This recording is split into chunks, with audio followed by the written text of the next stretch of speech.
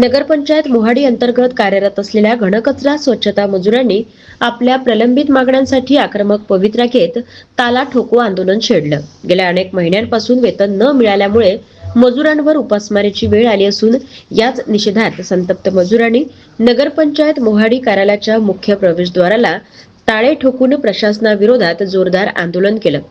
मजुरांचे म्हणणे आहे की घनकचरा व्यवस्थापनाची संपूर्ण जबाबदारी आम्ही पार पाडत असताना प्रशासनाकडून वेतनाबाबत सातत्याने दुर्लक्ष होत आहे आणि अनेक वेळा निवेदनं देऊन देखील कोणतीही ठोस कारवाई न झाल्याने अखेर आंदोलनाचा मार्ग स्वीकारावा लागल्याचे मजुरांनी सांगितले आहे। दिनांक 1/2/2026 पासून जो घनकचऱ्याचा काम बंद करण्यात आला, मुख्याधिकारी व नगरपंचायत यांचा कुठलाही नियोजन नसून नवीन काम कधीपर्यंत सुरू होईल हा आतापर्यंत कुठल्याच मजुरांना व आमच्या संघटनेला सांगण्यात आलेला नाही।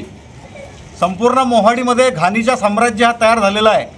आम्हाला खूप फोनही येत आहेत की समोरचं नियोजन काय होणार आहे। आम्ही आमदार साहेबांमार्फत या आमचे पंकज भोयर पालकमंत्री दरबारात तिथं पण आम्ही निवेदन दिला की या विषयावर लवकरात लवकर तुम्ही नियोजन केलं पाहिजे, परंतु अद्याप नगरपंचायतीने कुठलाच नियोजन याबद्दल केलेलं नाही।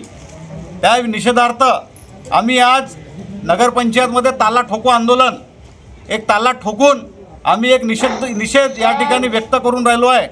आणि कंत्राटदाराने आमचा थकीत पगार आतापर्यंत आमच्या मजुरांना दिला नाही। नवरात्रामध्ये आमच्या मजुरांकडनं 90 दिवस अतिरिक्त काम करून घेतला, पण त्याचे सुद्धा त्यांनी पैसे दिले नाही। EPFचे पण पैसे नियमानुसार त्यांना खात्यामध्ये टाकले नाही। असे अनेक कारण असून कंत्राटदाराने सुद्धा हे काम आतापर्यंत केलेले नाही।